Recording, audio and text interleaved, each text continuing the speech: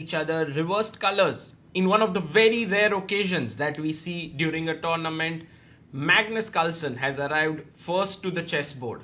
He is currently leading by a 2 point gap over Duda, and if he manages to draw this game or win, he would already be the champion with 1 round to spare, and which kind of explains why Magnus is here. You can look at him, he looks a bit tired. Of course, it's a long day. 9 rounds of blitz yesterday. Now already has played 7 rounds, and he spoke on the interview that after 3 days of rapid, he just didn't feel the flow coming into him. But on the first day of blitz, he started to kind of get into the groove, and 1 day of amazing chess, 7.5 out of 9, has been good enough to put him in the lead here.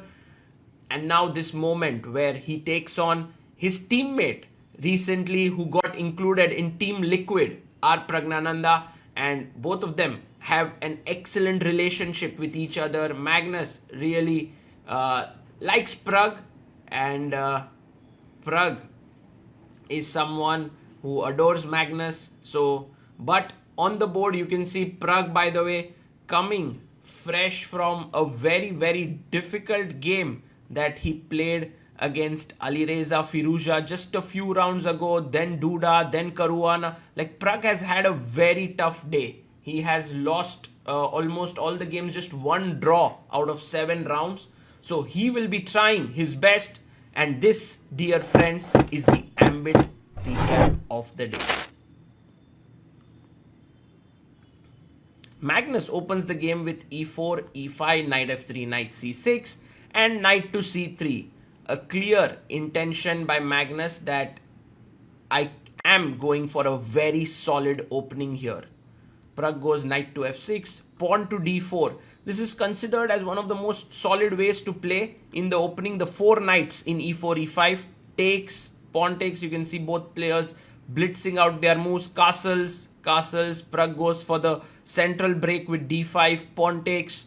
And now there are a few moves here, h3, but bishop g5 also very strong, pinning the knight. Bishop e6 defending the pawn here. And yeah, a very good opening choice by Magnus, because when you need just a draw to become the champion, this opening has very little that can go wrong. It's very simple. You put your rook here, you bring your queen out, you try to trade some pieces, maybe maneuver your knight sometimes here. He goes knight b5. This is an interesting move.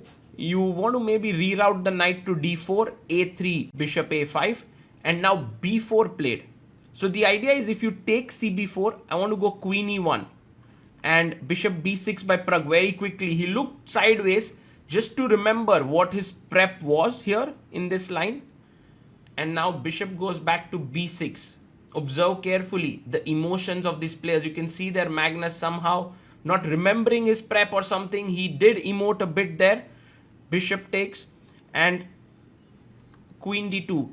He brings his queen up, and the knight will most likely later swivel to d4. He goes rook to c8. And maybe now bishop e3. Trading the bishops might be a good idea. But Magnus, of course, worrying a bit about this knight. You know, it right now has very little squares, and going back to c3 might be a recipe for disaster with a pin coming in here. So, not so sure how Magnus is going to take this ahead. But he is definitely feeling not the most comfortable in this position. He didn't expect it to shape up this way after playing this opening. He goes, he wants to play c3, but this turns out to be a small inaccuracy, because now with h6, if you maintain the pin, there's this amazing move knight e4. And now if you take the queen, I take your queen and black is winning. So actually the move h6 is going to pose Magnus a very big question, and there you have Pragg. And look at Magnus suffering, in this game, because now you have to come back. Okay, if you take on f6, queen f6, this is just incredibly good position for black. 2 bishops, everything looks great. So bishop h4 realized doesn't work, and look at that. It's an expression of Magnus where he's saying, I'm just not seeing the moves. Knight e4 played by Pragg. And once again, I think a smart idea is to just come back queen e1, so that if you take, I take. Yes, c3 is weak, but the other point could be to just take on e4, bishop e4. And look at Pragnananda. He has his game face on. He hasn't won a single game today. That's very rare for Pragg. He never really tilts, makes a comeback always.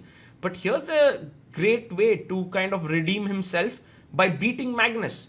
You've lost 6 games, but you beat Magnus already. The day is quite better for you as a player.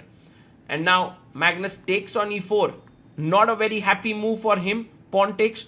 And if you take here on d8, black is happy. So Magnus comes back, knight d4.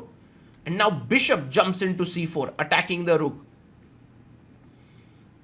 If Magnus loses this game and Duda wins, then there's only a difference of 1 point between them. Things can get sharp. f5 is something that has to be considered. f5, f4 could be a very good idea here. And I think Pragnananda has 2 extra minutes on the clock. So everything going his way here. He has more time. He has a better position. He goes queen f6. And I think a very nice move, because you want to get your rook in. Maybe move the queen to g6, f5, f4. He does play queen to g6. And next up is f5, f4 coming. h3 played by Magnus. And let's see what move Pragg does. I mean, the engines prefer f5. It does 2 things. It threatens f4. It also stops queen g4 in the position. And you don't want to be trading queens right now with black, because you have a very nice attack that's boiling. Maybe with f5 you are a bit worried about knight e2, the knight jumping here. But think about this position. Oof, this is so much better for black. But Pragg goes bishop d3, and Magnus instantly takes the opportunity to trade queens. And Pragg is like, okay, I'm happy to go into this endgame. Bishop b6, because now c3 is weak. Okay, rook c1, defend. You can fight, but Pragg will then put even more pressure. You want to defend this pawn, but again, your position is not a very happy sight. And so knight f5, Magnus is trying to trade pieces, maybe go into an opposite colored bishop position. Rook takes c3. Maybe there's a check and knight d5 coming in. That seems like a good plan. Magnus is calculating here, because knight e7, king h8, knight d5. Yeah, he plays it. He gives a check. King h8 or king h7 is the question. Imagine you go king h8, knight d5, rook is attacked, bishop is attacked. If you move the rook kind of equal, let's say take, and now knight c3, bishop d2, attacking here and here, knight e4, attacking the bishop, take on e1, rook e8, trying to pin here, f3, and I think that should be good for equality. He goes king h8, and I think this line, which was just shown right now, is what Magnus can go for. Knight to d5, a very strong move, but Magnus is taking a bit of time. He's not feeling that free-flowing thought, or you can say he's not trusting his instincts in this game. Already he has been put into trouble by trusting them, and he comes knight d5, has 1 minute 32 seconds. Pragg has 3 minutes 14 seconds. For Pragg, 2 moves. Rook c6, defending the bishop. The line that we just saw, rook bishop takes e3, but bishop e3, knight c3, bd2, knight e4. It looks like a draw. Whereas rook c6, maybe he takes on e3. And of course, Magnus must take on c3 now. I think, but Magnus goes rook e3. That's not at all a good move. That's a mistake there by Magnus Carlsen. And now Pragg is just better. He's pawn up. He has a nice bishop here. I don't know, maybe Magnus is banking on some moves like f3 to destabilize this bishop. Already he has the pawn on g4, so f5 is not possible. Rook b3, a good move by Pragg. And the question is, how is Magnus Carlsen going to equalize? He goes knight f4, putting pressure here. Rook c8 with the idea of rook c2 or rook c3. Good idea. But also you could go rook d8. The pawn on a3 is weak. So Many little things to worry about here. Pragg goes rook d8 with 2 minutes 24 seconds. Magnus down to 1 minute 20 seconds. He plays his pawn to a4, trying to grab some space on the queen side, and Pragg can instantly stop it by playing pawn to a5. He plays it. Pawn to a5 played.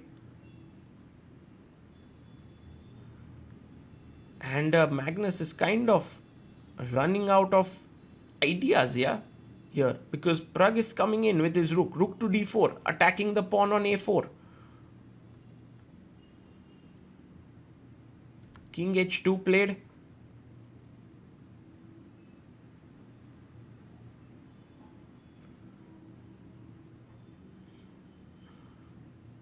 And the king comes up to g3 perhaps. Magnus is activating his king with less than a minute on the clock. Pragnananda now trying to figure out what's the best way to put pressure. Finds the best move. Rook b4 with the idea of bishop c2 perhaps. Rook a3 played. And now can you go bishop c2? I like this move, putting pressure here on a4. But also possible rook d4 to put pressure here. But yeah, maybe he wants to take. Maybe he wants to take on d3. Look at this line. Rook d4 takes. And if you take here, I take and pick up this pawn, forcing you to go defensive here. And this is a winning position for black. He finds it. Rook d4. Pragg plays it. And now this entire line of simplification is not so good for Magnus. It's very cool how Pragg is putting pressure on Magnus. Now king g3 played. In a way, trying to defend this pawn in the endgame. And Pragg wants to get his bishop out from here now. But also this is not a great idea because take, knight d3, and this is drawish. So you want to keep this, keep the juice flowing, keep the tension in the position. Pragg makes a decision to pull out the bishop. Bishop a6. 1 minute 4 seconds for Pragg. 46 seconds for Magnus. Running down the clock. And now hardly any ways to even try for equality. It's all about trying to save yourself here. Can Magnus do it? The greatest endgame player of all time. Takes the pawn on a4. Pragg is now 2 pawns up. He takes the rook. Rook takes. And I think one thing is that this bishop is running out of a few squares here. So maybe going in and attacking it could be an idea.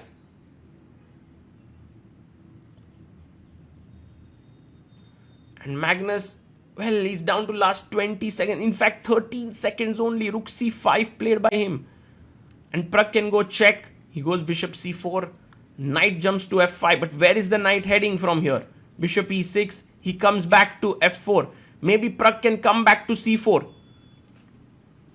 But he goes rook a3 check. He's ready perhaps for a rook endgame. Take on f3, Pragg. That should be good. That should be fine. Or pull your bishop to a2. And then you have nothing to worry about, a clearly winning position with 2 extra pawns.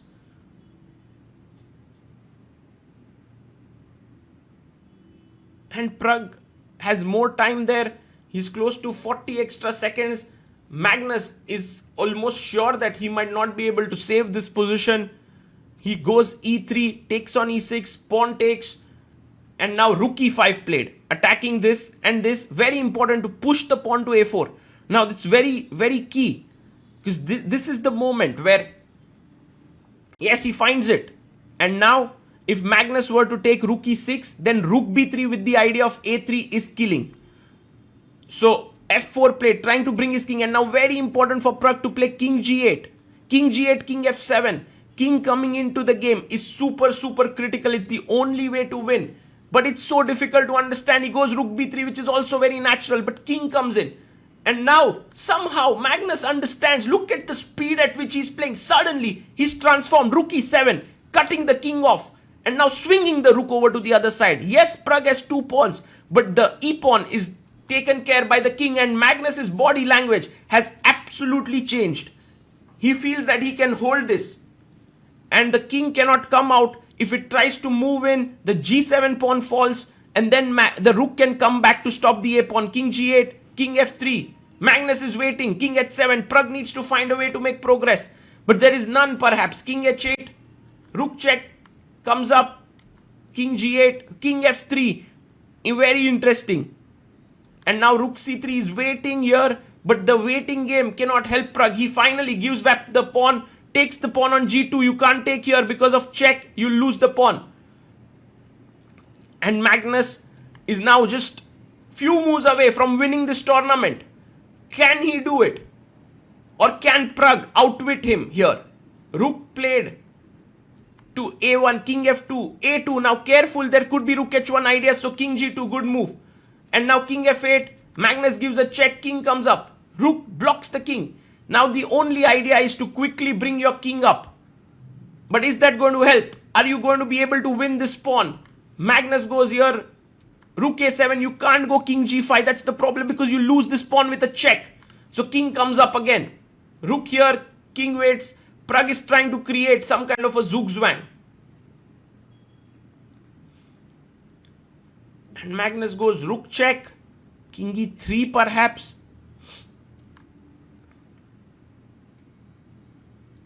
And waits with a check. Good move there. King f4, rook check, king g5. And now the very important move that he has to attack g7. King moves here. White has many waiting moves, which is the good idea, or maybe just enough waiting moves so that Pragg cannot win the position here with these two pawns. Yes, he could win these two pawns, but will lose g7, and then that's not enough to win. Takes on a2, rook c4. He's come here. Magnus goes rook a6. Very interesting move. If you take here, he has f6. So Pragg goes check, king here, king g3. Rook goes back for a check. And Magnus knows he's got it. Rook a7. There's no way to prevent this. Shaking his head. And guys, Magnus Carlsen has somehow managed to trade everything. King g3 played, h5, king h4, and takes a draw there.